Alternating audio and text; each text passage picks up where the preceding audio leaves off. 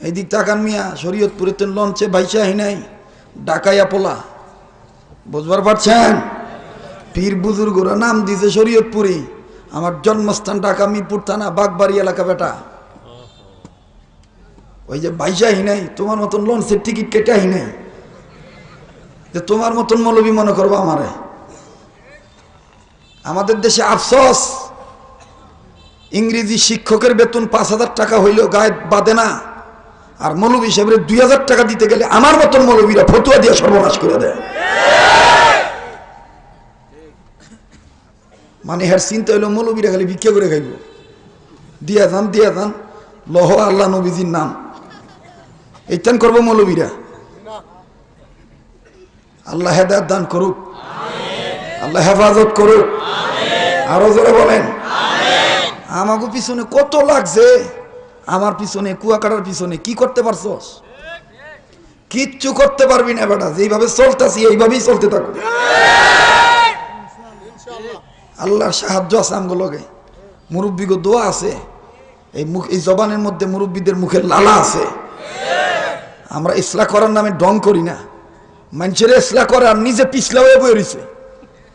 মানুষের করে ইসলাহ আর হ্যাঁ হয়ে রয়েছে পিছলা, মরার ঘরের মরা। কি আমার কথা যুক্তি না অযুক্তি? জোরা কন। আমি কিন্তু ভাই খোলা দিলের মানুষ, ফ্রি মানুষ, আমি ভাব সাপ দরতারি না। বিনা টেনশনে বসবেন, টেনশন করেন না। এটা পাওয়ার, এটা ক্লিন করে দেবো কেডা?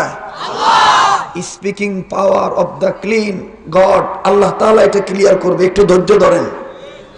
আমি চমৎকার একটা বিষয় আপনাদের সামনে দাঁড় করাবো। যেহেতু মিডিয়া কথা রেকর্ড করতেছে, বাজারে এটা বিক্রি হইব, এই জন্য কথাগুলো দামি হওয়া দরকার। কথা বলেন ঠিক কিনা? আর এই দামি কথা শুনে আপনারাও আমিও যেন দামি হইতে পারি। হায়াতের জীবনে শেষ বয়ান মনে করে কথাগুলো বলবো। সময় দিতে পারবেন? সময় দিতে পারবেন? পারবেন আপনারা? আল্লাহ কবুল করুক, যখন আমিন। তবে আমার ওয়াজ শোনার আগে 3টা বদ অভ্যাস পরিহার করতে হইব। এটা যদি বদ অভ্যাস পরিহার করেন, আপনি কামিয়াবি, আমিও কামিয়াবি। আমার দাদা হুজুর শাহ আবরাল হক রহমতুল্লাহ আলাই, থানবী রহমতুল্লাহ আলাইয়ের সুযোগ্য খলিফা, তাকে প্রশ্ন করা হয়েছে, হযরতজি আমি আল্লাহর ওলি হতে চাই। হযরতজি জবাবে বলছেন, আল্লাহর ওলি যদি হতে চাও তাহলে তিনটা বদ অভ্যাস পরিহার করতে হইব। বলছে সেই 3টা বদ অভ্যাস কি? বলছে 1 নম্বর, নজরটা ভালো করতে হইব, বদ নজর বাদ দিতে হইব। কি নজর? কি নজর? আজকে আমরা একজনের দিকে তাকাই ওই কুদৃষ্টি দিও। কে ভাইরা আমার একটু সাহায্য করেন। তাকা ওই বদনজর,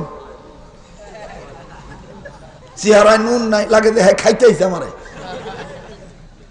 পরে বলছে বদ জবান, জবানটা ভালো করবা, মুখ দিয়ে মিছা কথা কইবা না, অন্যের সমালোচনা করবা না, অন্যের জন্য বদদোয়া করবা না, মুখটারে পবিত্র রাখবা, বদ জবান থেকে হেফাজত দিব। 1 নম্বর বদ নজর, 2 নম্বর বদ জবান, 3 নম্বর বদ গুমান, কুধারণা।